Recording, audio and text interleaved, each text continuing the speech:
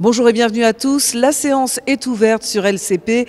À l'ordre du jour, ce lundi 20 janvier 2025, un texte d'urgence pour reconstruire rapidement Mayotte. Alors, ce projet de loi est le premier débattu dans l'hémicycle depuis que le gouvernement de François Bayrou est en place. Le texte doit permettre d'accélérer la reconstruction de l'archipel en permettant de déroger à certaines règles d'urbanisme et en facilitant, par exemple, les expropriations. Direction l'hémicycle pour suivre la discussion générale de ce projet de loi. Premier à monter à la tribune, Manuel Valls, le nouveau ministre des Outre-mer, qui fait son retour dans le chaudron parlementaire.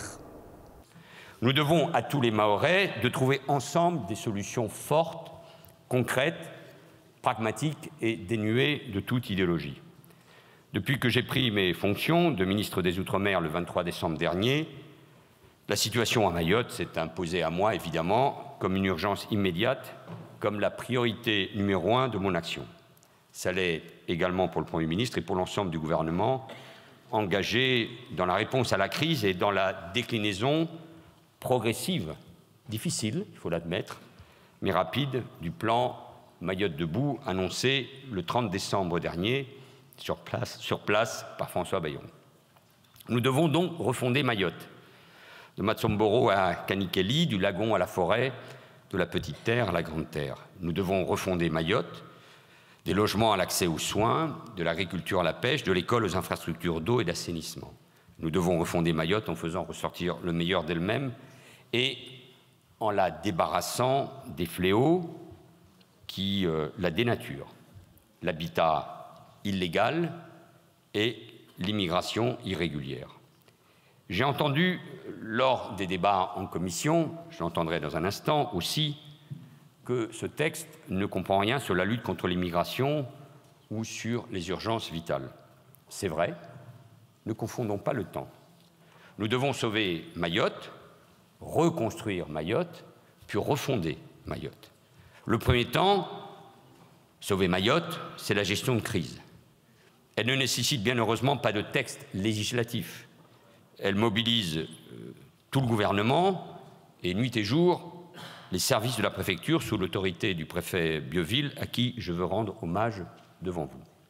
Pour ce qui concerne les opérations de secours aux personnes, la distribution d'eau et de vivres, encore imparfaite, je le sais, et inégale sur le territoire, le rétablissement des infrastructures stratégiques, notamment l'électricité, lui aussi améliorable. J'y suis longuement revenu en commission et je pourrais évidemment y revenir le cas échéant au fil de la discussion.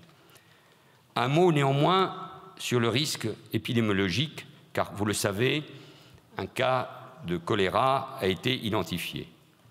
Nous nous étions préparés à cette éventualité, le territoire avait déjà connu ce type de crise il y a quelques mois. L'individu, qui venait de l'étranger, a été immédiatement isolé. Nous avons engagé une campagne de vaccination massive dans la zone impactée et nous avons informé de nouveau les populations sur le risque de consommation d'eau sale. Plus généralement, si la mobilisation de l'État a permis des avancées concrètes, le chemin est encore long. Cette mobilisation doit se poursuivre sans relâche et dans la durée avec une présence constante sur le terrain. Et nous nous battons chaque jour pour aller chercher de nouvelles avancées pour Mayotte. Depuis l'audition de la semaine dernière, nous en avons obtenu plusieurs.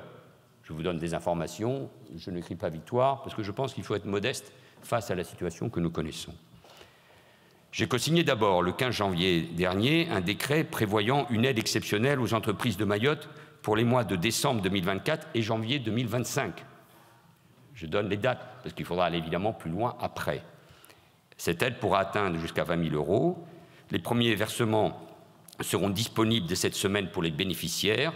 Cette première opération concerne 2402 entreprises pour un montant de 16,66 millions d'euros. Il a été décidé ensuite d'harmoniser davantage l'attribution des aides d'urgence pour les agents publics pour la fonder sur des critères objectifs pour éviter le sentiment d'injustice entre catégories de fonctionnaires ou avec les contractuels, entre métropolitains ou mahorais. Troisièmement, nous avons avancé sur la mise en place d'un prêt à taux zéro qui permettra d'accompagner les familles les plus fragiles dans la reconstruction de leur toit, de leur maison. Ces caractéristiques seront favorables aux emprunteurs. Il permettra d'emprunter jusqu'à 50 000 € pour une durée maximale totale de 30 ans, avec un taux d'intérêt bonifié, puisque taux zéro sur toute la durée du prêt, avec un différé d'amortissement de 5 ans. Ce prêt sera ouvert à toutes les familles mahoraises, même lorsque leur habitation n'était pas assurée, ce qui est une réalité massive à Mayotte.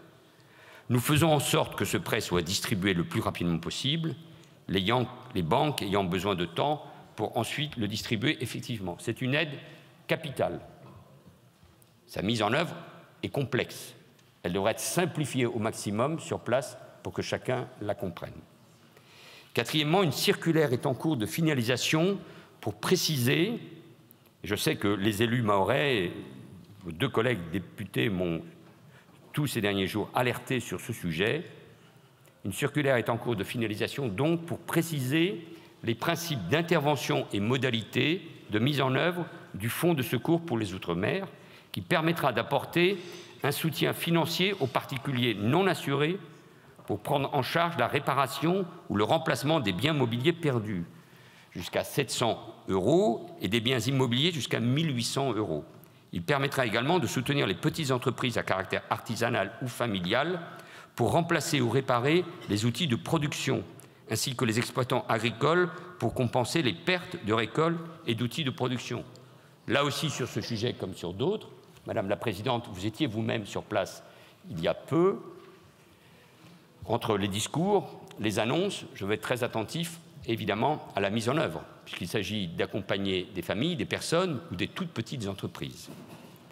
Enfin, l'augmentation très nette et très significative dans un tel contexte des crédits de la mission Outre-mer bénéficiera évidemment à Mayotte. 100 millions € pour un fonds d'amorçage afin de financer les premières dépenses d'urgence ont notamment été adoptées mercredi dernier au Sénat. Nous irons beaucoup plus loin, bien entendu, le moment venu. Nous avons besoin que la mission interinspection chargée d'évaluer les dégâts achève ses travaux. Ce travail se fait évidemment avec les élus, le conseil départemental et les maires plus particulièrement. Nous sommes aussi particulièrement mobilisés sur les défis qui restent devant nous. Premièrement, la préparation de la rentrée scolaire. La rentrée administrative a lieu aujourd'hui même. Celle des élèves se déroulera le 27 janvier, après avoir été décalée à la suite de la tempête tropicale intense d'Ikeleni. Là aussi, il faut être lucide. Elle sera progressive, complexe, difficile, avec des modalités adaptées. Elle reste un défi, d'autant que 30% des établissements restent inutilisables ou à évacuer. Nous allons accompagner, Madame la rapporteure m'en parlait encore ces derniers jours, les enfants du second degré qui seraient contraints de faire, du fait de l'état de leur école, de suivre leur scolarité sur un autre territoire, pour parler directement, l'Hexagone. Le billet d'avion sera pris en charge par la DOM sur les critères sociaux habituels. Il faut que l'information arrive dans les jours qui viennent auprès de toutes les familles. À cet égard, parce que je ne doute pas que vous suivez tous très attentivement ce qui se passe à Mayotte, en tout cas les 2 députés le font pour vous, je confirme que le lycée Younoussa Bamana de Mamoudzou a été évacué ce matin. La phase de secours et d'hébergement d'urgence prend fin, dans des conditions difficiles sur place, au profit d'une phase de redémarrage des services essentiels avec au premier rang l'école. Le lycée doit être disponible lundi pour permettre aux élèves mahorais d'y apprendre et d'y réussir. Toute cette semaine, et évidemment avec les élus, le ministère de l'Éducation, le rectorat sur place, doit s'engager pour nettoyer ces établissements scolaires quand ça n'a pas été fait et aussi assurer leur sécurité. Deuxièmement, sans doute l'un des sujets les plus complexes, y compris par rapport à ce que j'ai dit à propos des urgences sanitaires, la gestion des déchets. La situation est très difficile. Nous devons évacuer plus de 6 000 tonnes. 6 000 tonnes. Nous devons garder l'objectif d'une évacuation totale des déchets ménagers de la voie publique à la fin du mois de janvier. Cela demande des soutiens, notamment depuis La Réunion, une stratégie qui est en train d'être mise en place. J'espère que nous atteindrons cet objectif en termes de date.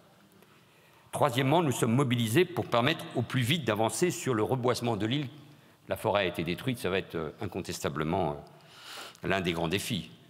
On voit bien ce que cela peut représenter pour les circuits d'eau, pour l'aménagement des territoires, pour l'écosystème de Mayotte. Un financement via le Fonds européen agricole pour le développement rural va être recherché. Il faudra garantir la disponibilité des plants et s'assurer que les pépiniéristes locaux pourront répondre aux commandes. Il y a urgence. C'est la saison pour semer et il faut s'appuyer aussi sur les pays voisins de l'océan Indien. Le deuxième temps, reconstruire Mayotte, après l'urgence, après les défis que je viens d'évoquer, s'incarne dans ce projet de loi d'urgence. Sa philosophie générale est simple, permettre la mise en œuvre très rapide de mesures urgentes pour faciliter l'hébergement et l'accompagnement de la population, ainsi que la reconstruction ou réparation des infrastructures et logements sinistrés. Pour ce faire, ce texte comprend désormais 33 articles contre 22 au départ. Le chapitre 1er porte 2 mesures importantes. L'article 1er prévoit la mise en place d'un opérateur public puissant et dédié à la reconstruction de Mayotte. À la demande des élus, il a été bien précisé en commission qu'il ne s'agira pas de l'établissement public foncier et d'aménagement de Mayotte, les femmes, mais que les missions de ce dernier seront intégrées dans un nouvel établissement public. Le général Pascal Facon en a été nommé préfigurateur, va se rendre sur place afin de discuter avec tous les acteurs de l'organisation envisageable et de bien déterminer l'espace de cet établissement entre le rôle de l'État déconcentré et évidemment les missions des collectivités territoriales. L'article 2 permet à l'État jusqu'au 31 décembre 2027 d'assumer la compétence de construction, reconstruction, réhabilitation, rénovation et réparation des écoles publiques communales à Mayotte. Cette substitution sera temporaire et soumise à l'avis conforme des communes, vous l'avez souhaité. Le chapitre 2 adapte les règles d'urbanisme et de construction. Il a notamment été complété en commission à l'initiative de la rapporteure avec le soutien du gouvernement par un nouvel article 4 bis visant à encadrer la vente de tôles aux particuliers dans le but de lutter contre le fléau de l'habitat illégal. C'est le grand sujet. Est-il facile à régler? Non. Mais il faut que nous soyons capables d'utiliser tous les moyens que nous donne la loi. Le gouvernement proposera d'ailleurs en ce sens un autre amendement, Madame la Présidente de l'Assemblée nationale, visant à élargir l'ordonnance prévue par l'article 4 à la lutte contre les bidonvilles, nous permettant de prendre des mesures rapides. C'est un point important par rapport au débat que nous avons eu en commission. Le chapitre 3 porte quant à lui 6 articles qui s'inspirent des dispositions prises à la suite des violences urbaines de l'été 2023 et qui visent à adapter les procédures d'urbanisme et d'aménagement aux enjeux de la reconstruction à Mayotte. Il a été complété en commission à l'initiative du gouvernement par des dérogations temporaires pour accélérer la reconstruction des infrastructures de communication électronique, comme annoncé par le Premier ministre dans le plan Mayotte debout. Le gouvernement proposera tout à l'heure, par amendement, de revenir sur certaines complexités trop importantes introduites, de mon point de vue, en commission. Le chapitre 4 est constitué d'un seul article, l'article 10, habilitant le gouvernement à légiférer par ordonnance pour adapter les règles relatives à l'expropriation pour cause d'utilité publique. Le chapitre 5 prévoit des adaptations et dérogations temporaires aux règles de la commande publique. Un amendement a été adopté en commission pour garantir que les entreprises mahoraises participent effectivement à la reconstruction de leur territoire. Nous proposerons de le préciser. Le chapitre 6 comprend des mesures déjà annoncées, inspirées des dispositions mises en œuvre pour la reconstruction de Notre-Dame, afin de faciliter les dons en faveur de Mayotte pour les collectivités territoriales ou pour les particuliers. Je vous donne une information qui m'a été donnée par la Fondation de France. Il y a eu 40 millions de dons, je ne veux pas me tromper, peut-être plus, 2 ou 3 fois plus que l'ouragan Irma, 2 ou 3 plus que les dons qui ont été donnés après le tremblement de terre au Maroc. Cela montre aussi la générosité de nos compatriotes. Le chapitre 7, enfin, regroupe différentes mesures sociales temporaires en faveur de la population et des professionnels à Mayotte. Les mesures initiales ont été utilement élargies par la prolongation de plein droit des demandes de logement social arrivées à expiration, par l'extension à certaines hautes catégories de prestations, comme les allocations de logement, ou par l'élargissement au régime agricole. Donnez-nous tous ces moyens, mesdames et messieurs les députés, et j'en suivrai matin, midi et soir, l'application. Une équipe dédiée se met en place actuellement auprès de mon cabinet et auprès de la Direction générale des Outre-mer pour suivre minute par minute la situation à Mayotte. Elle sera composée de spécialistes sur tous les sujets dans une approche interministérielle et sera en lien très étroit, évidemment, avec la préfecture sur place, dont les moyens humains et matériels ont été renforcés et le seront encore davantage, avec les élus aussi, Et il nous faudra renforcer l'ingénierie, notamment du conseil départemental et des communes. Ce projet de loi est donc une réponse incontournable, mais il n'est qu'une première réponse. Viendra donc le troisième temps, refonder Mayotte avec des mesures structurelles portées par un autre texte de loi. Le Premier ministre l'a annoncé, nous allons concerter très largement dans les prochaines semaines pour avancer sur d'autres mesures législatives plus structurelles, plus de long terme. Nous vous présenterons donc dans les 2 mois un second projet de loi, un projet de loi programme de refondation de Mayotte. Ce texte visera ainsi à permettre le développement économique, éducatif et social du territoire sur de nouvelles bases. C'est ainsi, par exemple, que nous instituerons, peut-être sans passer par cette loi, une zone franche globale ou que nous agirons sur la politique de la ville. Pour cela, nous avons aussi besoin de la vérité sur les chiffres pour calibrer la solidarité nationale et connaître aussi la réalité de l'immigration illégale à travers le recensement demandé par le Premier ministre à l'INSEE qui devra se faire avec les élus locaux. Car ne nous mentons pas, si le cyclone a ravagé Mayotte, il a surtout révélé et exacerbé les problèmes, les difficultés, les calamités qui existaient déjà. J'ai évoqué la pauvreté, mais je veux dire que Mayotte plisse déjà depuis des années sous le poids de 2 fléaux qui la rongent, l'habitat illégal et l'immigration irrégulière, clandestine. Y a-t-il quelqu'un ici pour défendre l'habitat illégal? Ces constructions de fortune tenant à peine debout, surtout après le cyclone, reconstruites dans des conditions qu'on peut imaginer, excédant les Mahorais. Et je le dis avec clarté, une nouvelle fois, nous ne laisserons pas Mayotte redevenir une île bidonville. Les opérations régulières de décasage doivent se poursuivre. Vient alors la grande question. Mais où les mettrez-vous? À cette question, il n'y a qu'une seule réponse possible. Elle nous gêne peut-être, mais elle est têtue. Pour ce qui concerne les Mahorais et les étrangers légaux qui vivent dans ces habitats insalubres, car c'est le cas aussi, et ils existent donc, nous devons de construire les conditions économiques et sociales pour qu'ils puissent en sortir. Ça ne doit pas être un vœu pieux, c'est une vraie difficulté. Pour les autres, les illégaux, il faudra les renvoyer chez eux. 50% de la population sur Mayotte est étrangère. Le directeur de l'INSEE, dans une interview dans Le Monde cet après-midi, le confirme. L'immigration illégale pèse sur tous les aspects de la vie quotidienne de nos compatriotes, nourrit l'ultraviolence et alimente des réseaux de trafiquants d'êtres humains à Mayotte et à l'extérieur. C'est indigne de la République et des valeurs universelles que nous voulons défendre. L'immigration clandestine nécrose Mayotte. Les Mahorais n'en peuvent plus. Ils ont le sentiment d'être submergés sous la pression du pays voisin. Ils ont l'impression d'être abandonnés par la France. La société craque et le pire est possible sur place. Ayons-le en tête. La lutte contre l'immigration clandestine constituera donc un volet primordial du second projet de loi sur lequel nous travaillons évidemment avec Bruno Retailleau. Mais dès à présent, nous rétablissons nos moyens de détection des entrées illégales par voie aérienne et maritime. Certains ont été abîmés évidemment par le cyclone. Et ces moyens vont d'ailleurs monter en gamme comme annoncé dans le plan Mayotte debout. Mais nous devrons aussi prendre des mesures fermes pour renforcer juridiquement nos moyens de lutte. Allongement de la durée de résidence régulière des parents sur l'accès des enfants à la nationalité française, meilleurs outils juridiques pour lutter contre les reconnaissances frauduleuses de paternité, extension de l'aide au retour volontaire des ressortissants africains de leur pays d'origine. Nous devons surtout augmenter les éloignements de clandestins de 25 000 aujourd'hui à 35 000 ou plus demain. Cela suppose, mesdames et messieurs les députés, un rapport très ferme avec les Comores, cet État qui revendique dans sa norme suprême une part de notre territoire national. Aucun État souverain ne peut l'accepter. Je sais enfin que le groupe LR de l'Assemblée nationale inscrira dans sa journée réservée du 6 février une proposition de loi du député Gosselin pour rendre encore plus restrictifs les critères du droit du sol à Mayotte. Nous y sommes favorables.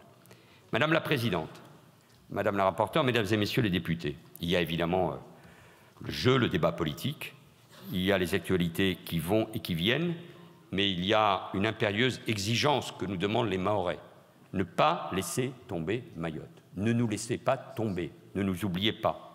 Et soyons conscients que le monde, pas seulement la région, nous regarde. Et nous ne lâcherons rien pour l'aider à se relever. Nous ne transigerons avec rien pour reconstruire l'île sur des bases plus saines, pour changer son visage et à travers elle la vie des Mahorais. D'ailleurs, bien sûr, lutter jour et nuit contre les conséquences du cyclone. Ensuite, reconstruire vite, comme le propose ce texte de loi. Mais aussi très vite, débarrasser les Mahorais des bidonvilles, des clandestins, de l'ultraviolence, du sous-développement économique et social. Notre responsabilité est immense pour que demain Mayotte ne soit plus seulement la tôle, les machettes ou les kwassa-kwassa. La rapporteure de ce projet de loi, c'est Estelle Youssoufa, députée de Mayotte. À la tribune, elle fait le bilan des dégâts humains et matériels très importants. Mayotte, où l'état de calamité naturelle exceptionnelle a été décrété et qui a à nouveau été frappé à la mi-janvier par une nouvelle tempête tropicale de grande intensité.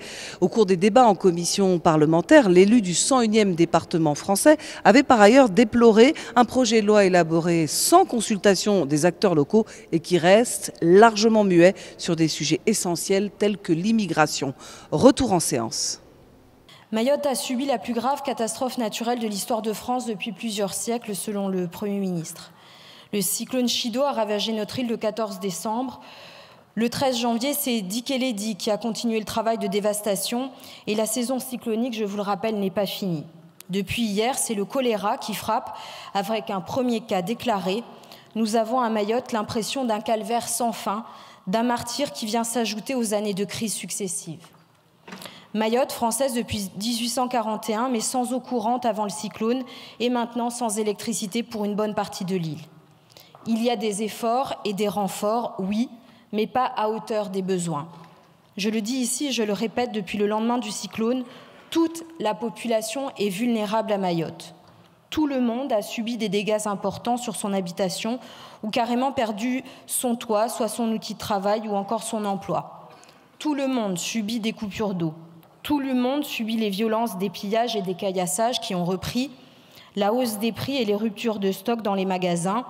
Tout le monde subit la hausse de prix imposée par Air Austral. Tous les habitants de Mayotte souffrent. Riches et pauvres, Mahorais, Indiens, hexagonaux ou étrangers, toute la population est vulnérable et il faut massifier enfin l'aide pour notre territoire parce que tout le monde à Mayotte est à bout de force. L'orgueil de notre pays, c'est de proposer de l'aide internationale au reste du monde, mais c'est de la refuser pour Mayotte et d'affirmer que l'on gère au mieux la situation alors que la population a faim et soif. À Mayotte, vos compatriotes subissent des coupures d'électricité, mais sont rationnés pour les achats de packs d'eau dans les magasins dans lesquels des ruptures de stock sont fréquentes.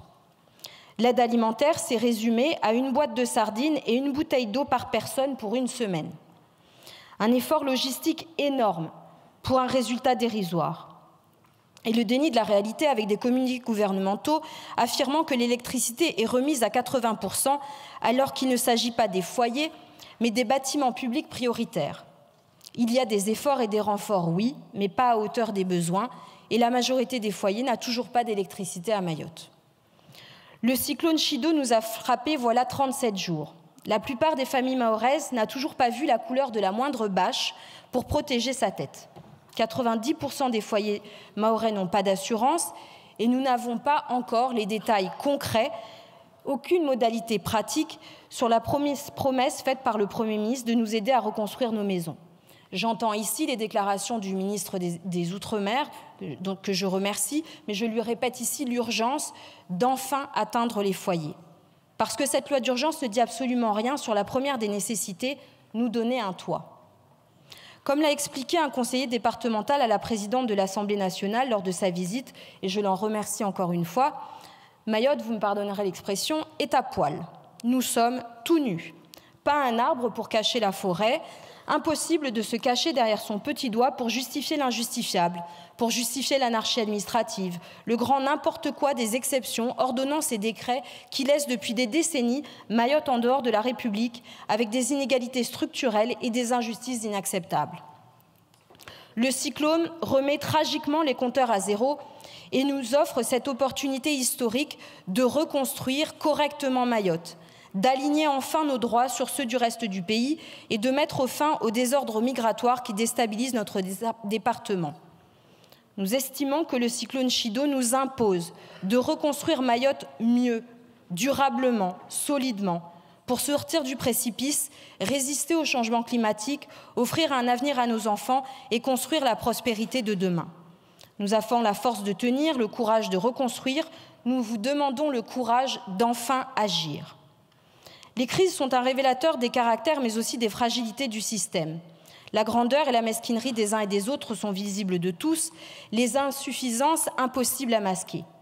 Le Premier ministre a présenté le 30 décembre dernier le plan Mayotte debout avec pour ambition d'accélérer la reconstruction, mais également de mettre en œuvre les réformes structurelles nécessaires. Nous cherchons malheureusement en vain dans ce projet une réelle ambition ou même la traduction législative de Mayotte debout. Nous sommes face à un texte technique rédigé par la haute administration au lendemain du cyclone et avant la formation du gouvernement, sans consultation avec les élus locaux ni les parlementaires.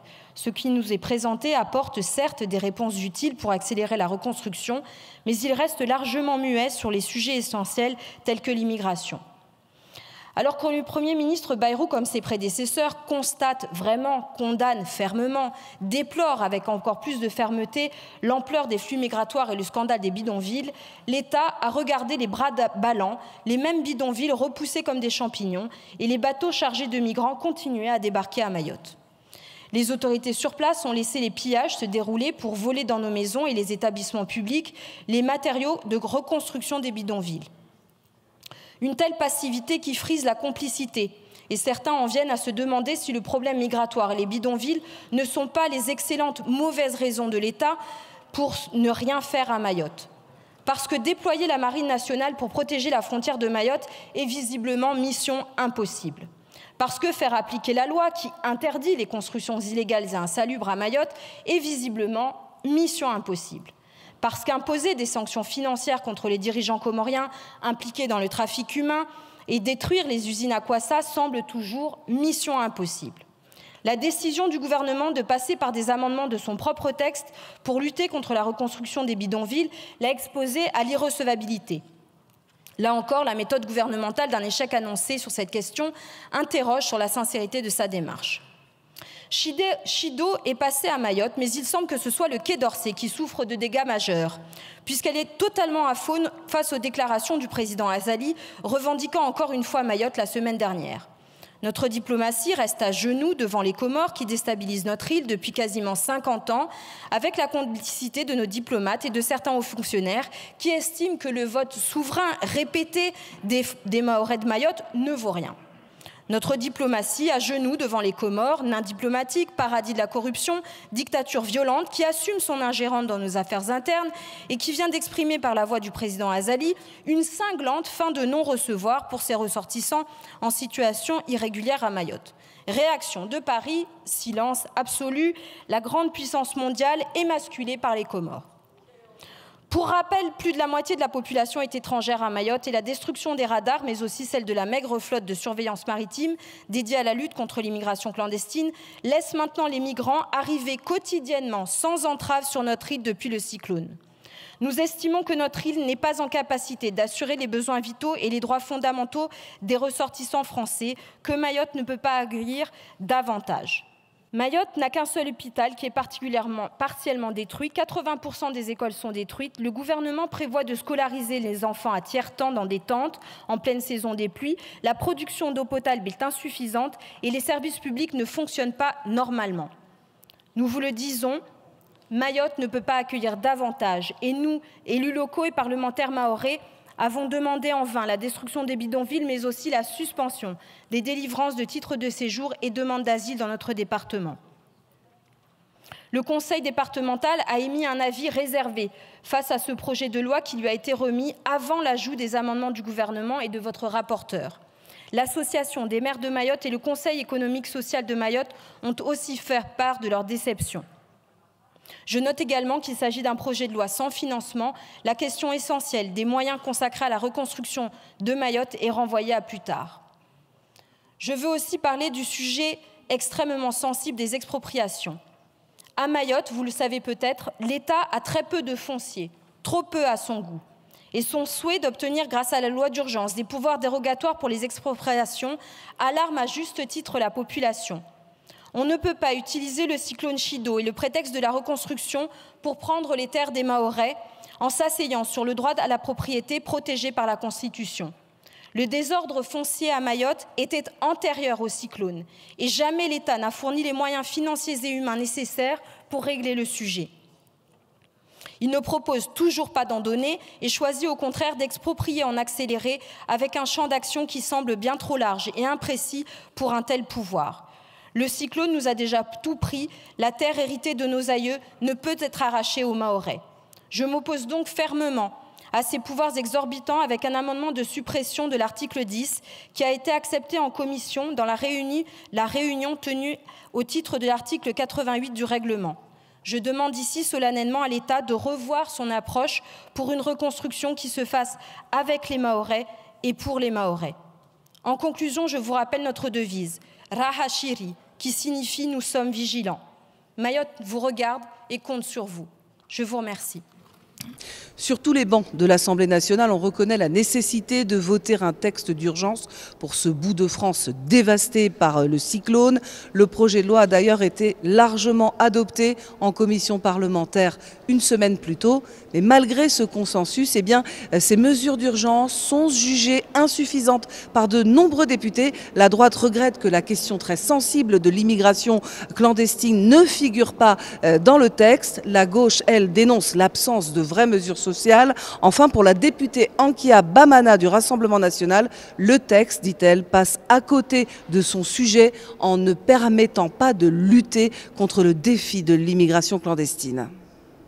Permettez-moi tout d'abord de renouveler au nom de mon groupe notre soutien à l'ensemble des Mahoraises et des Mahorais face à la catastrophe qui a frappé Mayotte et d'adresser nos remerciements à tous ceux qui, agents publics, opérateurs privés, associations, simples citoyens, se sont mobilisés pour répondre à l'urgence et accompagner les sinistrés victimes du cyclone Chido. L'ampleur de cette catastrophe et ses conséquences a crûment mis en lumière l'état de vulnérabilité dans lequel nous avons laissé le 101e département français durant des décennies. En tant que député de la Réunion, île voisine, je ne le découvre pas, mais il faut le vivre sur place pour le mesurer réellement. Et je remercie à cet effet Madame la rapporteure pour tous les témoignages apportés en commission. Disons-le tout de suite, le bilan humain et matériel a été aggravé par une situation sociale très dégradée et un retard structurel important par rapport à l'Hexagone. Faut-il encore rappeler que le PIB moyen par habitant à Mayotte est inférieur de 4 fois à celui d'un Français de l'Hexagone. Le dernier né des départements français est donc de loin le plus pauvre. Et pourtant, Mayotte, c'est la France. Et depuis longtemps, ont été ainsi la France à Mayotte avant Nice et la Savoie ne soient françaises. Depuis leur rattachement en 1841, les Mahorais ont à plusieurs reprises exprimé leur attachement à la France et le souhait d'une intégration toujours plus poussée au sein de la République. En 1974, référendum de 1974, référendum de 1976, référendum de 2000, la départementalisation actée par le vote de 2009 et concrétisée en 2011, à chaque fois, la population mahoraise a fait le choix clair qui nous honore et nous oblige. Mais nous n'avons collectivement pas été à la hauteur. Et les plus de 8000 km de distance avec l'Hexagone ne sauraient jamais justifier que la nation ne soit pas au rendez-vous auprès des siens. Après Chido, nous sommes assez littéralement face à une situation de table rase qui nous donne une deuxième occasion d'être à la hauteur de la promesse républicaine pour Mayotte. Ce sera le temps d'un autre projet de loi, Monsieur le ministre d'État, et du plan Mayotte debout que nous débattrons dans quelques semaines. Mais dans l'immédiat, il faut parer aux urgences et reconstruire rapidement l'habitat, les services publics, les infrastructures. Considérant la portée des dommages causés à ceux-ci par Chido, il faut donc nous doter d'outils exceptionnels pour accélérer cette reconstruction. Cependant, un principe doit guider notre action, reconstruire vite, oui, mais aussi et surtout reconstruire mieux. Dès lors, notre groupe a défendu et obtenu en commission avec d'autres groupes plusieurs avancées notables qui renforcent le texte, parmi lesquelles le maintien d'une représentation paritaire de l'État et des collectivités territoriales dans la gouvernance de l'établissement public foncier et d'aménagement qui sera chargé de la reconstruction, ainsi qu'une place accrue pour les acteurs économiques sociaux mahorais, le conditionnement du dispositif permettant à l'État de se substituer aux communes pour la reconstruction des écoles à l'accord préalable de celle-ci, le renforcement du dispositif de relogement d'urgence pour les sinistrés pour une durée de 2 ans, le maintien de règles de qualité de construction minimale, notamment en matière d'accessibilité des établissements recevant du public, la limitation des rangs de sous-traitance dans les marchés publics pour la reconstruction de Mayotte et l'obligation pour les soumissionnaires de faire figurer leurs marges dans leurs offres afin d'éviter ce qu'on appelle les profiteurs de crise, les possibilités de réserver jusqu'au tiers de la valeur d'un marché public aux TPE et PME mahoraises, la prolongation de la durée de validité des demandes de logement social qui n'avaient pu être renouvelées à leur échéance annuelle, et ce jusqu'au 31 mars 2025. Plusieurs points demeurent néanmoins encore perfectibles alors que s'ouvrent nos débats en séance publique. Nous devons donner des perspectives à la jeunesse mahoraise en assurant la scolarisation de tous, et ce dans des conditions qui ne sauraient être moins bonnes que celles de l'Hexagone. Sur le plan de la reconstruction des logements, la souplesse nécessaire ne doit pas faire l'impasse sur le maintien des garanties d'accessibilité minimale. Nous proposerons donc un compromis à la matière. Concernant la question des infrastructures des réseaux, les adaptations mises en œuvre devraient pouvoir être élargies au réseau électrique qui a été lourdement frappé par le cyclone. Enfin, la multiplication des épisodes climatiques extrêmes nous invite à toujours plus anticiper un plan de prévention de catastrophes naturelles à Mayotte, conçu en lien avec l'État et les collectivités, doit pouvoir voir le jour. Comme vous pouvez le constater, nous abordons donc ces débats dans l'hémicycle avec une approche constructive et responsable, et j'espère de tout cœur que nous pourrons ensemble voter ce texte amélioré dans l'intérêt des Mahoraises et des Mahorais. Je vous remercie. Merci beaucoup, mon cher collègue. La parole est à présent à Madame Marie Lebec pour le groupe Ensemble pour la République.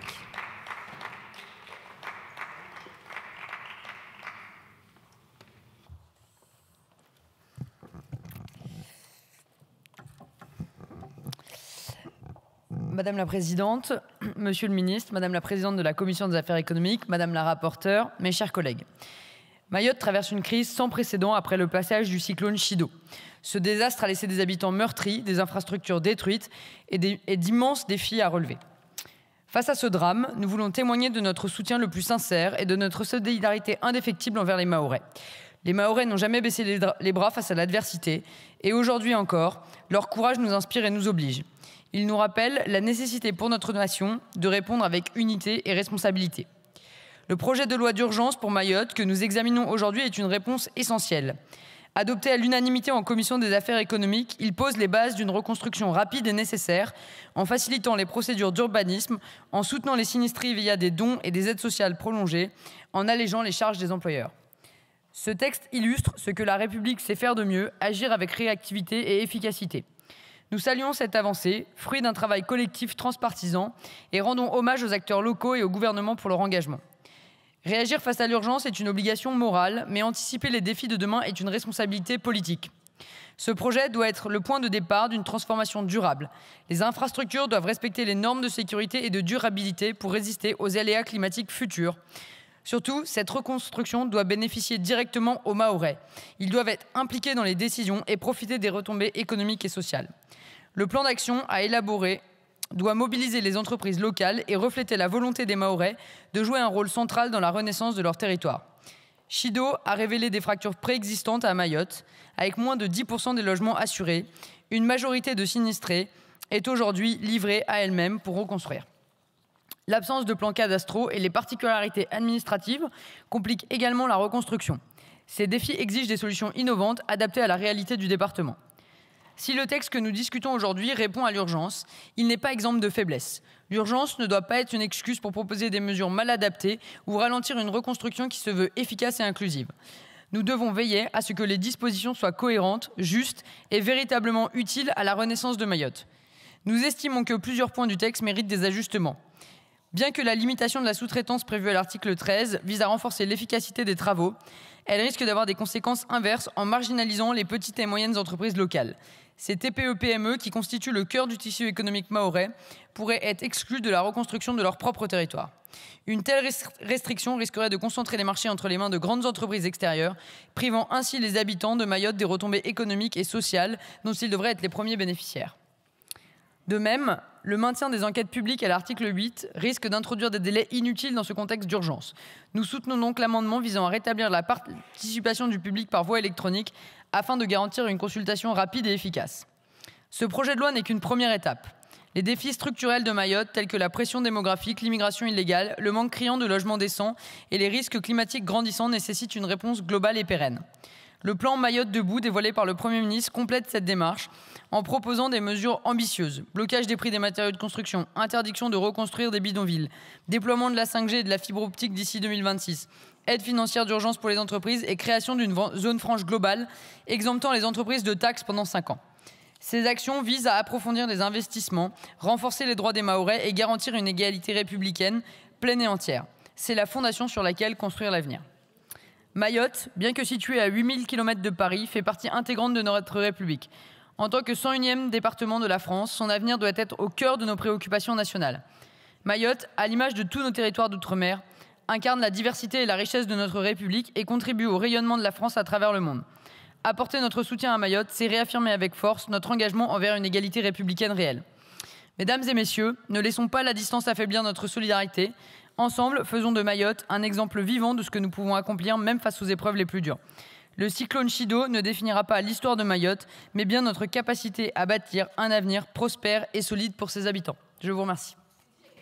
Merci beaucoup. Plus d'un mois après le passage du cyclone Chido qui a dévasté Mayotte, plus d'une semaine après les pluies torrentielles du cyclone Dikeledi qui en a aggravé les effets, nous voici en train de discuter d'un OPTNI, un objet politico-technique non identifié, qui n'est en dépit de son nom pas examiné en urgence et ne répond pas à l'urgence.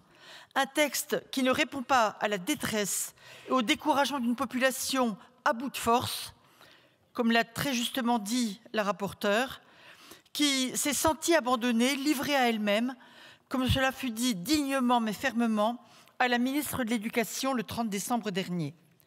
Le Conseil d'État lui-même s'en est ému, qui s'est demandé pourquoi le gouvernement n'avait pas choisi de prendre les décisions qui s'imposaient par décret en vertu de la théorie des événements exceptionnels.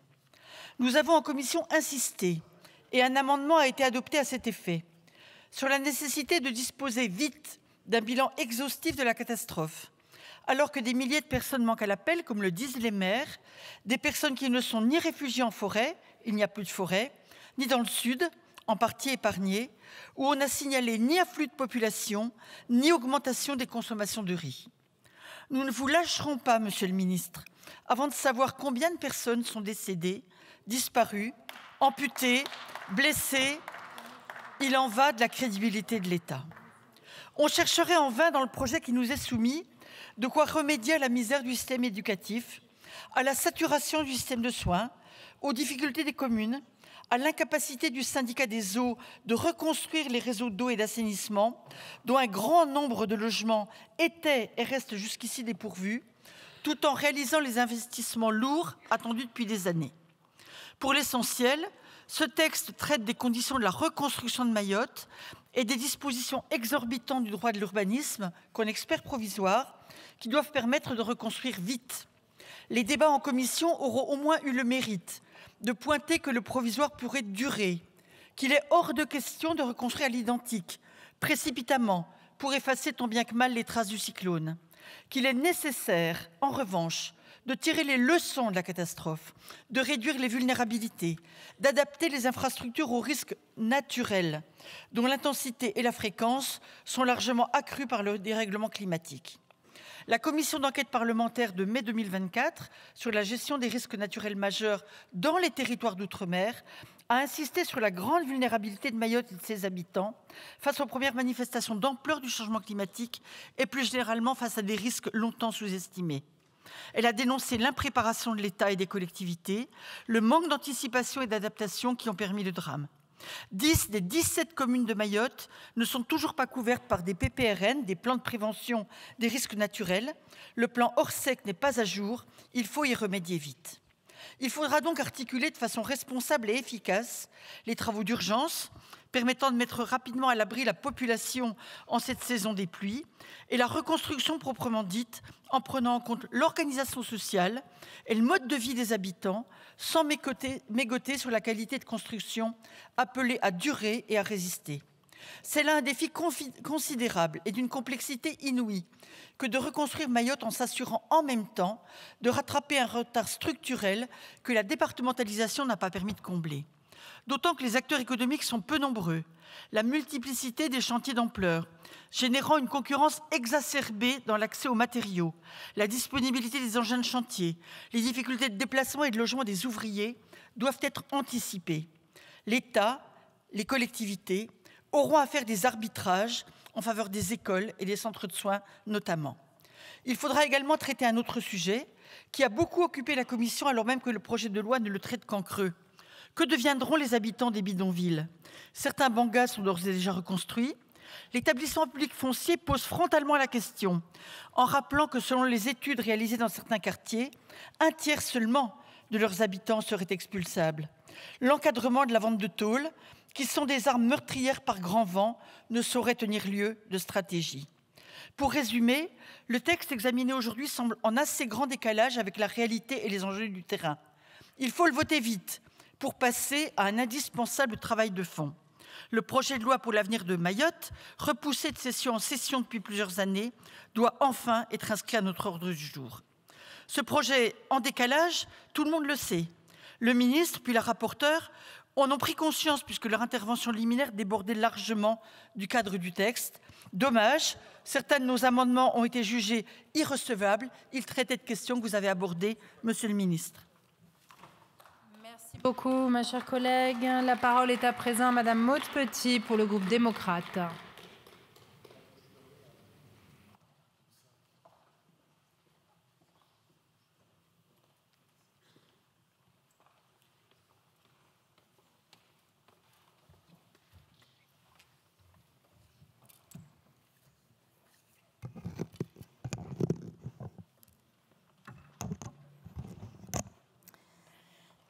Merci Madame la Présidente. Monsieur le Ministre, Madame la rapporteure, chère Estelle, chers collègues. Baada ya Pwanga, Baada ya Utupa, le soleil revient toujours. Mayotte, il est temps que tu te relèves, Utsikosi. 14 décembre 2024, sur la petite île de Mayotte, en plein océan Indien, les autorités appellent au confinement. Un ouragan aux rafales de plus de 200 km/h s'apprête à frapper le territoire, un cyclone d'une ampleur inédite depuis plus de 90 ans. Lorsque la furie de Chido s'éloigne enfin, le silence qui s'abat sur l'île est terrifiant. À cet instant, l'île est dévastée, la forêt et les tôles des bangas se sont envolés. À cet instant, les Mahorais ont tout perdu. Officiellement, pour 39 d'entre eux, la vie. Pour tous les autres, le peu qu'ils avaient. Mayotte est à genoux, la France tout entière est meurtrie. Dès lors, et depuis un mois, il faut faire face au chaos, dégager les axes, concourir aux premiers secours, distribuer l'eau, quelques vivres, réparer les réseaux, prévenir les troubles à l'ordre public, estimer les blessés, évaluer les dégâts. La mobilisation des services de l'État a été pleine et entière avec les mesures prises pour acheminer les vivres élémentaires et garantir la sécurité des Mahorais. Notre groupe tient à saluer le courage de ce peuple, ainsi que l'esprit de solidarité et de soutien mutuel qui s'est exprimé spontanément dès les premières heures de répit. Associations, bénévoles, forces de l'ordre, de secours, soignants, enseignants, merci à eux. Mais Mayotte ne doit pas s'enfoncer dans la crise. À l'heure où je m'adresse à vous, les accès à l'eau, à l'électricité, aux communications sont encore partiels. L'économie et l'agriculture sont à l'arrêt. Les services de santé fonctionnent en mode dégradé et le choléra revient. L'école n'a pas rouvert ses portes. Il revient à présent au Parlement de délibérer pour apporter des réponses supplémentaires.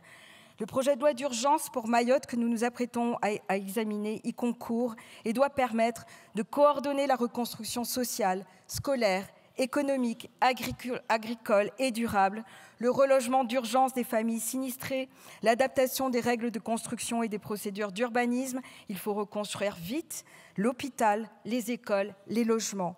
Nous vous proposerons plusieurs amendements dans ce sens. Dans un volet plus social, ce texte doit permettre également de faciliter les dons, d'assurer un accompagnement psychologique et social après le trauma, de prolonger les droits des demandeurs d'emploi, de protéger les travailleurs indépendants, de suspendre le recouvrement fiscal forcé et les cotisations sociales, de maintenir les prestations versées par les caisses de sécurité sociale. Dans cette situation de crise inédite, notre groupe en appelle au dialogue et à la responsabilité de chacun, car ces dispositifs sont d'une nécessité absolue. Monsieur le ministre, mes chers collègues, le chaos que vit Mayotte met en lumière une réalité douloureuse et à laquelle nous devrons bien un jour remédier. Mayotte, 101e département français, fait face à des difficultés structurelles. L'ampleur des dégâts et des pertes humaines n'aurait par exemple pas été telle si Mayotte avait été préparée aux risques et catastrophes naturelles. Cela nous oblige et nos réponses doivent être à la hauteur. L'objectif du gouvernement d'une reconstruction à 2 ans traduit cette ambition et repose sur de la méthode et une coordination avec les acteurs locaux indispensables. Pour cette raison, notre groupe salue la déclinaison progressive mais rapide du plan Mayotte debout et l'arrivée prochaine de ce texte. Monsieur le ministre, peut-être serait-ce aussi l'occasion d'œuvrer pour la mise en place d'un centre national dédié à la connaissance des aléas climatiques et risques naturels en zone intertropicale humide, qui portera expertise de construction dans les territoires soumis à ces risques et qui fera référence en matière de prévention et de protection des populations et de l'habitat. Mais au-delà, il persiste à Mayotte des inégalités et des discriminations qui témoignent que le chemin vers l'égalité réelle est inachevé. Inégalités dans l'accès aux droits, à la justice, à la santé, à la formation, écarts socio-économiques importants avec l'Hexagone, habitat dégradé souvent indigne, carence du cadastre. Aider Mayotte ne saurait se résumer à panser ses plaies récentes et le prochain projet de loi, programme, nous y aidera. Économie, immigration, sécurité, logement durable, agriculture, accès aux droits, faisons en sorte que de ce malheur, un avenir meilleur puisse naître. La République doit être à la hauteur de ce défi.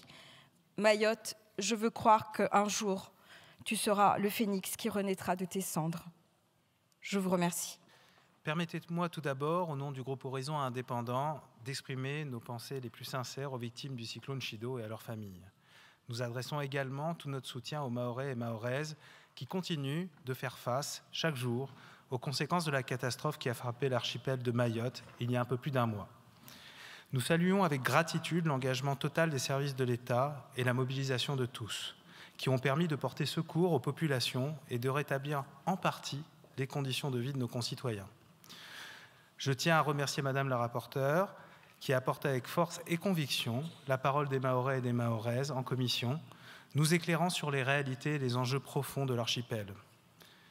Réalité quotidienne de nos concitoyens mahorais, phénomènes météorologiques complexes et imprévisibles, situation migratoire toujours sans réponse, incapacité collective à faire dans un temps court. Autant de problèmes non résolus jusqu'ici et qui doivent nous inciter à la plus grande humilité, même si nous avons tant bien que mal répondu à l'urgence vitale.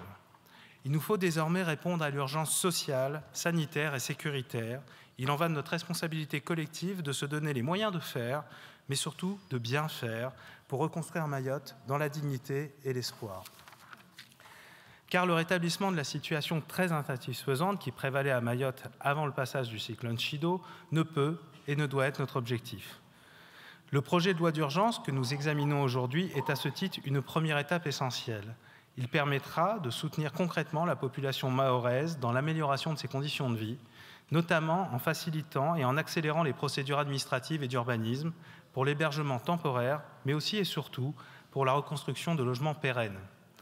Le groupe Horizon et Indépendant regrette toutefois l'adoption en commission de plusieurs amendements qui compromettent une partie de la simplification initialement prévue par le texte et soutiendra leur suppression.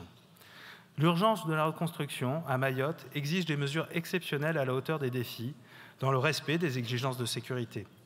Sa réussite repose sur une coordination étroite entre l'État, les élus locaux et l'ensemble des acteurs de la société civile. Le groupe Horizon Indépendant salue plusieurs avancées obtenues en commission, telles que l'association des entreprises et opérateurs mahorais aux efforts de reconstruction de l'archipel, ainsi que les mesures visant à empêcher la reconstruction des bidonvilles qui font figure de priorité absolue.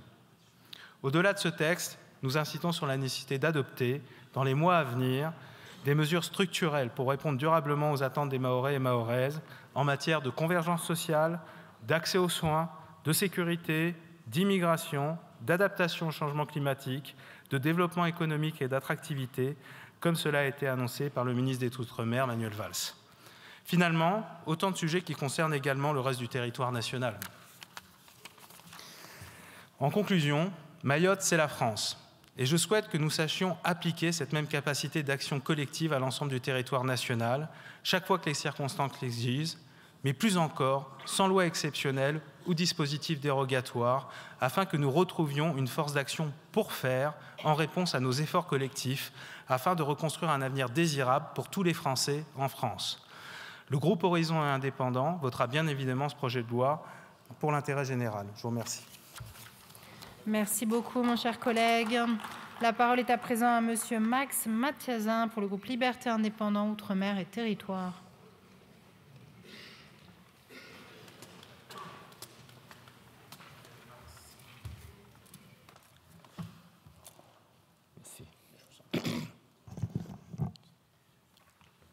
Madame la Présidente, Monsieur le Ministre, Madame la rapporteure, chère Estelle, chers collègues, le 14 décembre dernier, Mayotte a fait face à un drame que nous avons l'habitude de reconnaître en Guadeloupe et dans les Antilles françaises d'une manière générale. Le cyclone Chido a ravagé l'île. Le bilan officiel fait état de 39 morts, mais on ne sait pas combien de disparus et les dégâts matériels sont incommensurables. Nombreux sont les Mahorais à avoir perdu leur maison. L'eau manque, le réseau électrique est endommagé, les services publics fonctionnent au ralenti et les zones forestières et les milieux naturels sont dévastés. À cela est venu s'ajouter les pluies diluviennes de Dikeledi et les inondations et les glissements de terrain ont entamé un peu plus le moral pourtant si résilient des Mahorais. Dans un archipel marqué par la crise migratoire, les pénuries d'eau, les sécurités, les cyclones sont l'épreuve de trop. Depuis longtemps, les Mahorais alertent les pouvoirs publics sur leurs conditions de vie indignes, mais leur colère n'est pas entendue. À Mayotte, comme dans le reste des Outre-mer, les différences de traitement avec l'Hexagone, Monsieur le Ministre, et je m'adresse au gouvernement en général et à mes collègues, sont légion et alimentent le sentiment d'une France à deux vitesses. Aujourd'hui et face au drame, la première des priorités est de répondre à l'urgence absolue, lutter contre le risque de pénurie alimentaire et d'eau, apporter vite un toit à ceux qui n'en ont pas et garantir la sécurité de tous. Mais cette réponse rapide ne doit pas se faire au détriment de la mise en place de politiques pérennes. Il est temps de mettre un terme à des années de sous-investissement de l'État dans l'archipel, dans l'île plutôt. En déplacement sur l'île le 30 décembre dernier, le Premier ministre François Bayrou a présenté un plan Mayotte debout avec cette double ambition.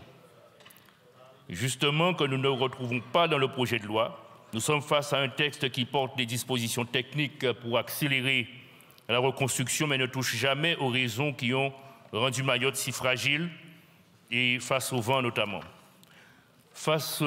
Oui, il faut reconstruire vite, il faut reconstruire bien, mais il faut également éviter que les mêmes causes ne produisent les mêmes effets.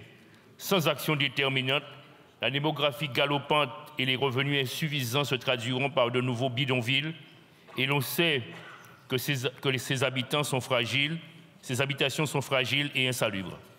Nous sommes favorables, cela dit, en grande partie aux dispositions portées par le projet de loi. Elles sont désormais nécessaires pour une reconstruction rapide des infrastructures et des logements pérennes qui préexistent à Mayotte. La rapporteure a veillé dans son travail en commission à ce que ces dérogations ne soient pas synonymes d'un habitat de mauvaise qualité et qu'elles ne se traduisent pas non plus par une recrudescence de l'habitat informel. Nous veillerons à ce que ces ajouts soient maintenus au cours des débats. Les communes sont engagées dans une course contre la montre pour assurer la rentrée des classes, annoncée le 27 janvier. De nombreuses écoles servent aujourd'hui encore de refuge alors que d'autres ont été endommagées. Le projet de loi apporte donc une mesure nécessaire, permettre que l'État puisse se substituer aux collectivités locales pendant 3 ans et prenne à sa charge les reconstructions. Autre sujet, l'accès à la commande publique des acteurs locaux. Il nous semble légitime de leur réserver une part du marché, comme le proposent là aussi les amendements de la rapporteure adoptés en commission, afin qu'ils contribuent à la reconstruction. S'agissant des dispositions fiscales, la rédaction de l'article 18 qui suspend le versement des cotisations sociales a été améliorée en commission pour laisser le temps aux entreprises de se relever. La mesure a été prolongée jusqu'au 31 décembre 2025 et un plan d'appurement des dettes a été prévu avec la possibilité d'annuler certaines dettes. Sur le même modèle, nous appelons au maintien de l'article 17 bis qui prévoit la suspension des impôts et taxes versés par les entreprises que nous souhaitons compléter par la mise en place d'un plan échelonné de règlement des dettes. Monsieur le ministre, ce projet de loi apporte les premières réponses insuffisantes et trop timides pour permettre à Mayotte de véritablement se relever. Mais vous l'avez dit, un projet de loi suivra et nous allons pouvoir discuter vraiment en profondeur du drame mahorais, mais de la reconstruction et du relèvement économique et social de Mayotte. Merci beaucoup. Merci beaucoup, mon cher collègue. La parole est à Madame Karine Lebon pour le groupe Gauche démocrate et républicaine. Notre nation est endeuillée. Le 14 décembre dernier, la tragédie a frappé de plein fouet et dévasté le 101e département français. Le vent, la pluie et l'océan se sont déchaînés sur ce bout de terre, arrachant tout sur leur passage, y compris la vie de trop nombreuses personnes n'ayant nulle part où se réfugier et dont le réel recensement doit être une priorité. Je tiens à présenter, au nom du groupe de la Gauche démocrate et républicaine, mes plus sincères condoléances à toutes les familles meurtries, dont la vie a soudainement basculé au passage du cyclone Chido. J'exprime également tout mon soutien aux personnes sinistrées et aux équipes de secours qui, encore aujourd'hui, font face à l'une des plus grandes crises humanitaires qu'ait connue notre pays. C'est avec une profonde tristesse et une indignation sincère que nous évoquons cette tragédie humaine et cet abandon déchirant. 3 heures auront suffi pour mettre à terre des décennies de simulacres de développement. Mayotte est le théâtre d'une crise humanitaire, sociale et écologique. Des vies innocentes, des enfants, s'éteignent chaque jour faute de soins, faute d'espoir. Les maladies liées à l'insalubrité et au manque d'eau potable prolifèrent. Concomitamment à la crise sociale, la crise sanitaire prend de l'ampleur. Les gouvernements successifs n'ont laissé que la détresse en héritage. Mayotte est souvent traitée comme une entité à part, une île lointaine et secondaire dans les priorités nationales, y compris lorsque l'on parle des Outre-mer. Les Mahoraises et Mahorais, héritiers de Zéna Mdéré et des Chatouilleuses, ont droit à toute la reconnaissance, à tout le respect de l'État français. Si le président de la République a rendu hommage à Zéna Mdéré par les mots, il l'a sali par son inaction. Des décennies de combats pour ancrer l'île au sein de la République française ne peuvent avoir comme seul effet l'ignorance et l'abandon des pouvoirs publics. La fausse promesse de la départementalisation doit laisser place à la réalité de la prise en compte sérieuse de ce territoire et de ses habitants. Il est temps de mettre fin à l'injustice et à la marginalisation. Les appels à l'aide ne doivent plus rester sans réponse. Le devoir républicain nous oblige. Il est temps d'agir. L'île de la Réunion a été à l'avant-poste de la solidarité. L'État français doit désormais prendre toute sa part. Il doit reconnaître sa responsabilité envers Mayotte et ses habitants. Cela passe par des mesures concrètes et ambitieuses. Investir massivement dans les infrastructures et l'habitat, renforcer les dispositifs sociaux, déployer un plan éducatif ambitieux, assurer une gestion humanitaire digne et surtout impliquer les Mahorais dans les décisions. Toutes les forces vives de Mayotte souhaitent participer à la reconstruction de leur territoire. Les acteurs économiques, certes, mais également les ONG, les associations et tous les habitants de l'île.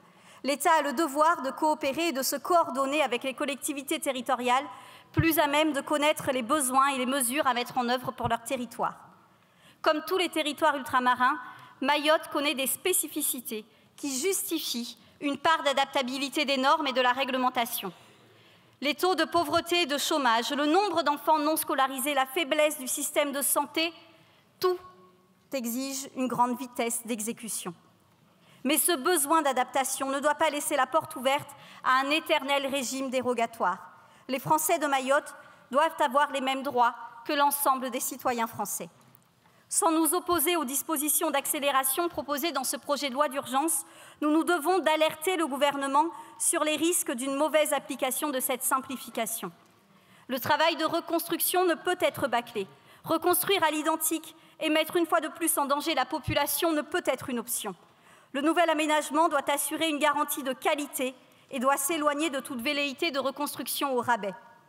Dès aujourd'hui, nous nous devons de substituer un réel travail de réflexion aux explications réductrices qui n'apportent rien, sauf à créer du ressentiment à l'égard de l'autre. Nous ne voulons pas vivre dans une France où une chroniqueuse explique refuser une minute de silence sous prétexte que les victimes du cyclone Chido ne sont pas françaises. La mort de centaines d'êtres humains ne doit pas laisser la place à la surenchère xénophobe. Chers collègues, nous ne devons jamais sortir du cadre de l'humanité. Le monde nous regarde. Par responsabilité face à l'urgence humaine et sociale, nous voterons pour ce texte. Un survol des défis ne sera toutefois pas suffisant pour répondre à cette crise dont l'ampleur est sans précédent.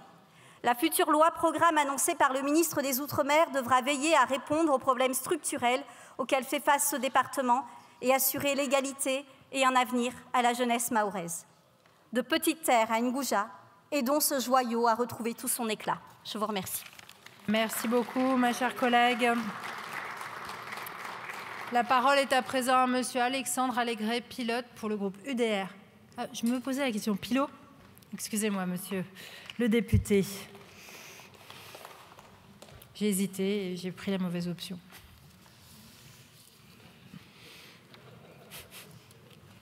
C'est tout bon?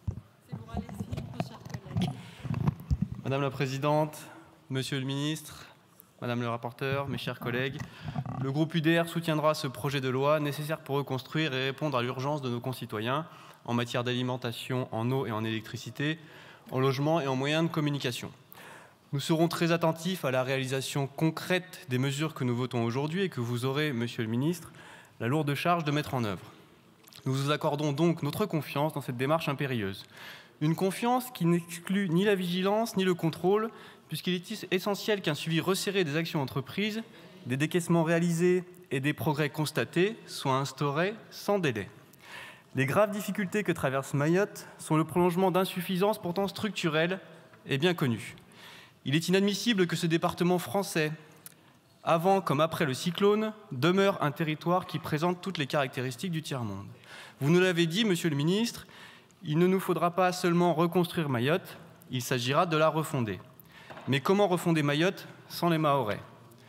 Rien que l'association des collectivités territoriales mahoraises au sein de l'établissement public dédié à la reconstruction apparaît particulièrement timide. Nous avons déposé un amendement visant à garantir une logique partenariale et le respect du principe de subsidiarité, sans pour autant compromettre l'efficacité du travail. Ce qui vaut pour la gouvernance vaut naturellement également pour les entreprises locales. Espérons que les dérogations aux règles de la commande publique seront ainsi employées en ce sens. Par ailleurs, et si la mise en place d'une zone franche globale concernant les entreprises pour une durée de 5 ans est à saluer, c'est une réflexion d'ensemble qu'il faut engager sur l'insertion de nos territoires d'outre-mer dans le paysage concurrentiel international en matière de fiscalité, notamment face aux paradis fiscaux. Sur ce point, comme sur beaucoup d'autres, nous demeurons encore probablement trop timorés. Mais ce débat est l'occasion d'une réflexion plus générale sur l'adaptation de nos grands principes à un principe supérieur, la réalité. En effet, Mayotte n'est que l'illustration paroxysmique de principes totalement obsolètes auxquels s'accrochent ceux qui ont en horreur le concept même de nation et qui voient dans le sacrifice du bien-être de leurs compatriotes l'expiation de péchés imaginaires et éternels. Qu'importe à l'avis des principaux concernés, c'est pour leur propre bien moral. 2 exemples parmi tant d'autres. Premièrement, le droit d'asile. 580 millions de personnes seraient éligibles au droit d'asile en France, en augmentation de 245% en 15 ans.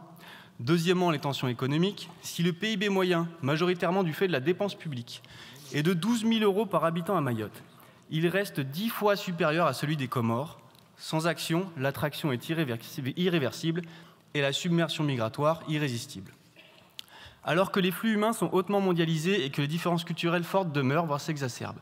Alors que l'ascenseur social est en panne et que la création de richesses est poussive à un tel point qu'un retraité sur 3 renonce à se soigner convenablement, comment peut-on prétendre disposer des conditions suffisantes pour assurer l'intégration ou l'assimilation de centaines de milliers de personnes par an, personnes qui parfois n'ont qu'une considération économique et n'adhèrent ni à notre histoire ni à notre projet collectif.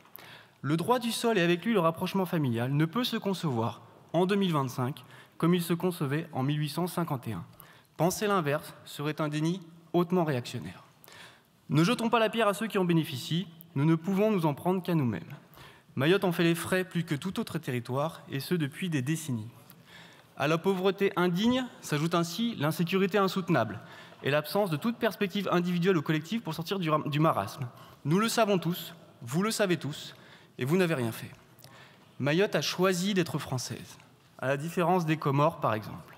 Être français est, ou devrait être, un privilège, dont nous jouissons tous ici. Le privilège d'avoir avec soi l'attention de la nation tout entière. C'est ce que demandent les Mahorais, et c'est ce que nous leur devons, à eux en priorité.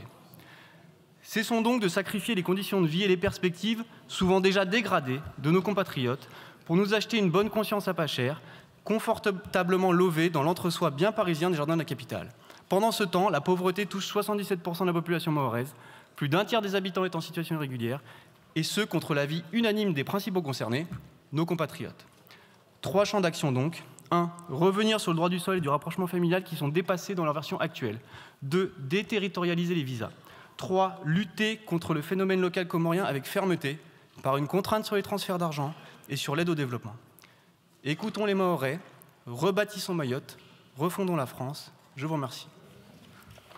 Merci beaucoup. Madame la rapporteure, chère Estelle, Monsieur le ministre d'État, mes chers collègues, 37 jours après Chido, nous examinons le projet de loi d'urgence pour Mayotte. D'abord, permettez-moi de rendre hommage aux hommes et aux femmes qui, à tous les niveaux de l'État, travaillent sans compter pour gérer la situation chez moi à Mayotte.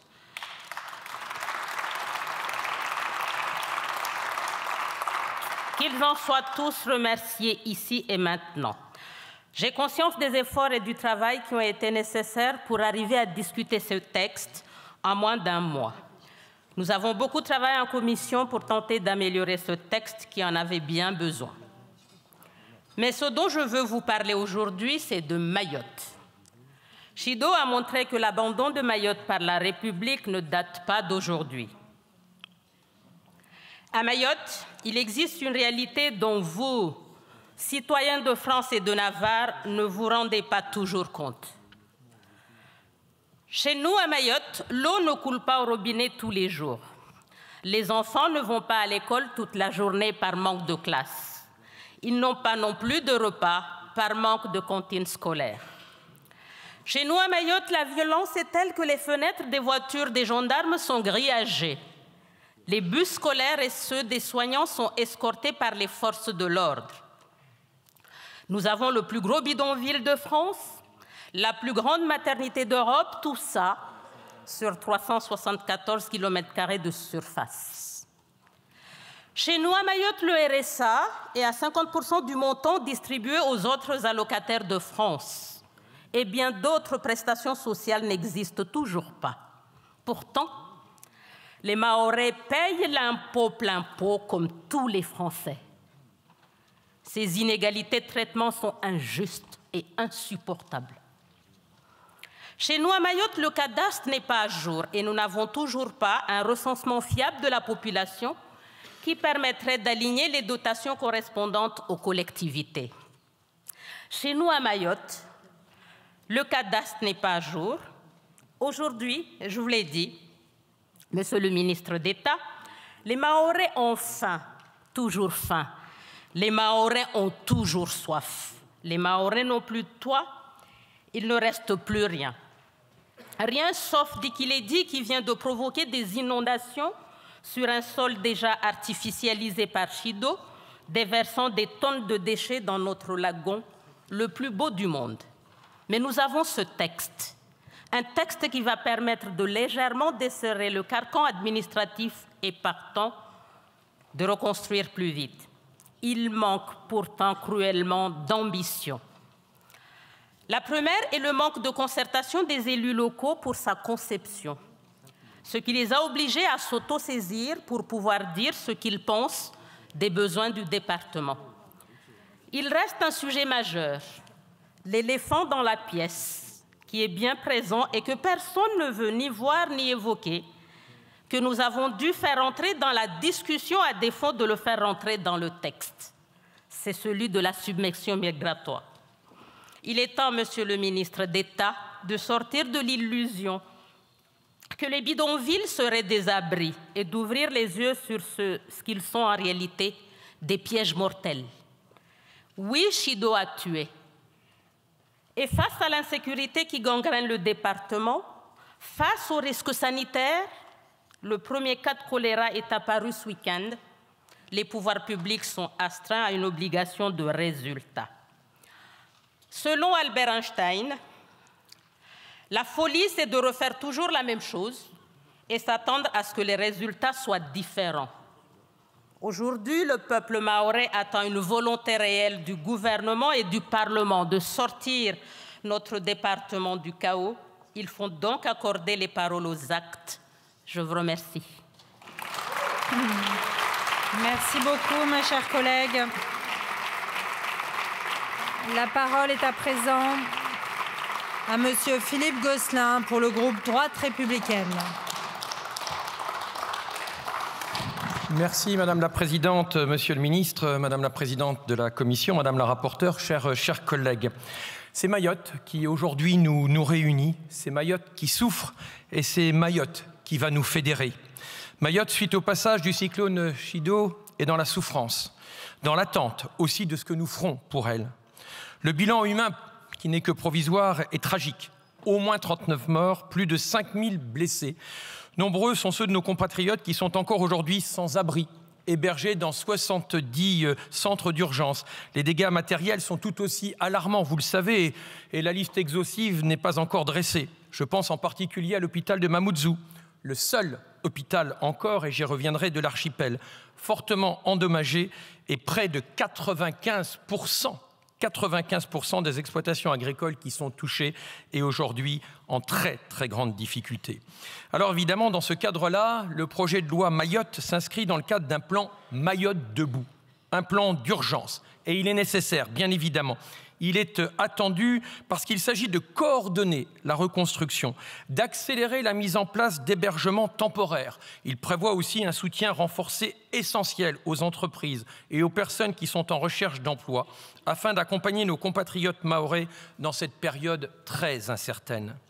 Bien sûr, nous sommes très intéressés par ce texte. Je peux même dire que nous reconnaissons son utilité. Mais nous attendons aussi, et ils sont dans nos murs, et peut-être vont-ils nous rejoindre dans quelques minutes, nous attendons aussi que les élus locaux soient pleinement associés à la reconstruction de l'archipel. C'est vrai pour les représentants des collectivités communales, mais aussi pour la présidence du conseil départemental. Enfin, nous dénonçons des lacunes qui sont importantes sur la construction d'infrastructures essentielles et qui ne peuvent plus attendre. Mais c'est aussi la question de l'habitat indigne et la lutte contre l'immigration illégale qui nous préoccupe. Tout d'abord, nous ne devons pas simplement envisager la reconstruction de Mayotte. Bien sûr qu'il faut reconstruire Mayotte, mais il faut aller plus loin en construisant un certain nombre d'équipements qui sont attendus, qui sont même promis depuis des années. Je pense à cette fameuse piste longue. La première fois que je suis allé à Mayotte, c'était au premier mandat sous le président Sarkozy. J'étais jeune député. Nous parlions déjà de son imminence. Nous sommes en 2025, nous l'attendons encore. C'est aussi le contournement de Mamoudzou. C'est aussi la transformation du port de Longini. J'arrête la liste, elle est très longue. Il est aujourd'hui crucial d'agir sur l'avenir de l'île, pour l'avenir de l'île.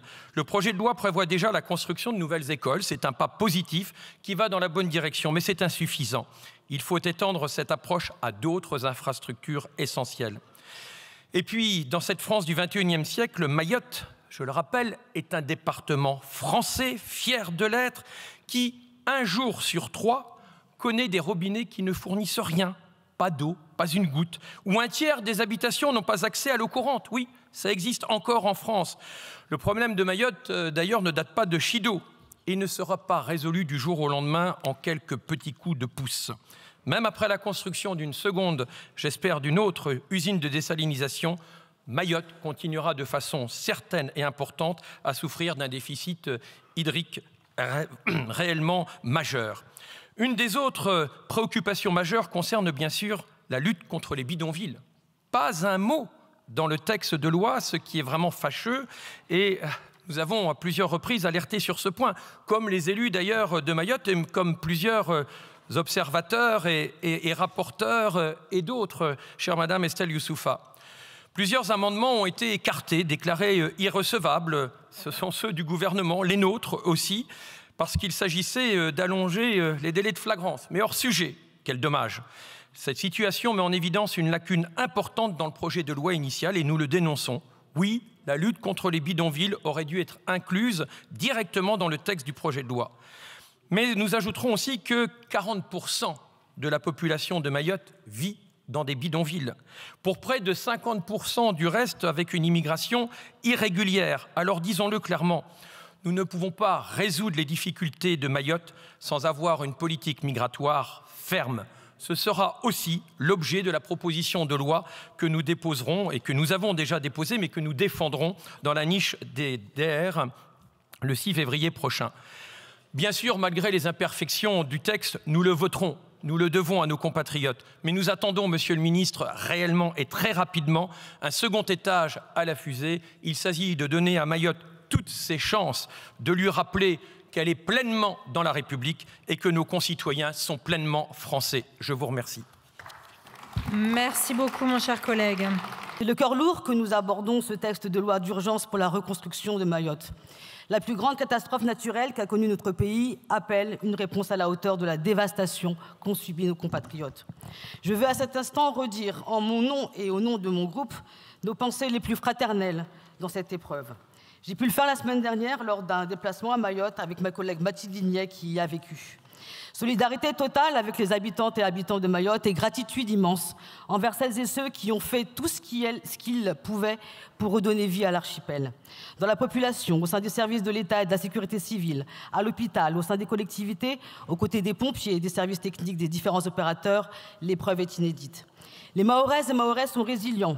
Mais l'heure est à l'examen de conscience car le cyclone Chido est le révélateur d'un sous-développement chronique qui fait souffrir les Mahoraises et Mahorais et fait honte à la République. Mayotte est en souffrance, en deux mots. C'est à Mayotte que l'État dépense le moins, que 77% de la population est touchée par la pauvreté, que 30% des habitants, mahorais ou non, vivent dans de l'habitat informel et précaire. Pénurie d'eau, insécurité, chômage, pauvreté, les difficultés de Mayotte sont profondes. Dès lors, les seules réponses sécuritaires et martiales ne sont que diversions court-termistes. Les modifications successives du droit de l'asile et de l'immigration, les opérations policières et militaires n'ont ni fait baisser la pression démographique, ni réglé la crise sociale. Nous devons trouver des solutions durables pour sortir du chaos et de la guerre de tous contre tous. Car le dérèglement climatique, les guerres, les régimes effondrés qui persécutent et créent des exilés, les liens familiaux et géographiques avec les Comores ne disparaîtront pas du jour au lendemain. Et Mayotte ne doit pas être laissée seule pour gérer les crises. La solidarité nationale, plutôt que la préférence nationale, c'est d'abord la convergence sociale. Même salaire, même prestations sociales, des services publics de l'eau, de la santé, du logement et du relogement à la hauteur des besoins partout sur le territoire. La solidarité nationale, c'est aussi la convergence du droit, avec une gestion rationnelle et pragmatique de la pression démographique pour protéger l'ensemble de la population. Le titre de séjour territorialisé, par exemple, ou la non-répartition de l'hébergement d'urgence sur le territoire national font de Mayotte un point de fixation difficilement supportable. Notre groupe a formulé des propositions pour la future loi-programme, un plan d'urgence qui s'ajoute à une demande de commission d'enquête sur la gestion de la crise Chido et les moyens pour la prévenir. Concernant le texte qui nous est proposé aujourd'hui, ce sont les habitantes et les habitants qui en parlent le mieux. Akaoeni, c'est cette femme qui fustige le contraste entre le satisfecit et la réalité. Accepteriez-vous que cela en métropole ou alors est-ce parce que nous sommes noirs, musulmans et loin de Paris, nous a-t-on demandé, parce que pas assez d'eau, pas assez d'aide alimentaire, pas assez de bâches pour la maison, pas assez de liens avec les acteurs associatifs de proximité pour l'aide, pas de décompte sérieux des victimes. C'est cette femme de Mansaboro, traumatisée par une attaque de coupeurs de route, qui parle de Mayotte comme d'un État effondré, où l'on n'a pas mis les moyens de police, de justice, d'éducation, de prévention de la délinquance. C'est regretter que nous en soyons arrivés là. Ce n'est pas justifier la violence, c'est dénoncer le manque systémique de moyens pour la combattre dans le temps long. À l'hôpital de Mamoudzou, c'est cette soignante aux urgences, dévouée mais épuisée, qui consulte dans les couloirs et recycle du matériel médical. À Sangamoudi, ce sont des agriculteurs qui veulent importer des denrées et des semences hors cadre commercial européen, auquel cas se nourrir sera impossible à court et moyen terme. Le plan Mayotte debout n'a donc à ce stade pas suffisamment répondu aux urgences vitales les plus immédiates, malgré les efforts immenses, il faut le reconnaître. Le texte que nous allons étudier, sous motif de l'urgence, signe un blanc-seing au gouvernement pour légiférer par ordonnance et de manière dérogatoire en matière de droit de l'urbanisme, de la propriété privée et de la commande publique. Oui, à circonstances exceptionnelles, solutions exceptionnelles, mais pas de reconstruction à l'identique ou au rabais. Quelques mesures fiscales et sociales temporaires sont les bienvenues, afin d'alléger un peu la pression sur la population et les entreprises. Mais quid des acteurs économiques locaux face aux mastodontes qui risquent de capter l'ensemble des marchés? Quid des facilités d'expropriation qui sont pour nous excessives? Nous nous opposerons à certaines dispositions qui risquent de spolier et les entreprises locales et les habitants. En dépit de la non-reconnaissance par l'ONU, le peuple mahorais a bel et bien exprimé sa volonté d'être français et usé du droit des peuples à disposer d'eux-mêmes. Nous partons de là à l'heure actuelle et c'est ainsi. Or, cela implique des droits pour les Mahorais et des devoirs pour notre pays. Mayotte peut et doit être à l'avant-garde de la bifurcation écologique et du progrès social. C'est ainsi la République de la dignité qu'il faut construire à Mayotte, avec et pour les Mahorais. Voilà pour cette discussion générale du projet de loi d'urgence pour Mayotte, texte voté en réaction au ravage du cyclone Chido qui a frappé, dévasté l'archipel le 14 décembre dernier. Une fois adopté, le texte va poursuivre son chemin législatif au Sénat. Et puis précisons que les questions migratoires qui sont éludées de ce projet de loi d'urgence devraient s'imposer en toile de fond du débat, puisque Manuel Valls, ministre des Outre-mer, a annoncé une loi programme sur les questions migratoires dans les 2 mois qui suivent. À bientôt sur LCP, la séance est levée. On se retrouve très vite. Ciao, ciao.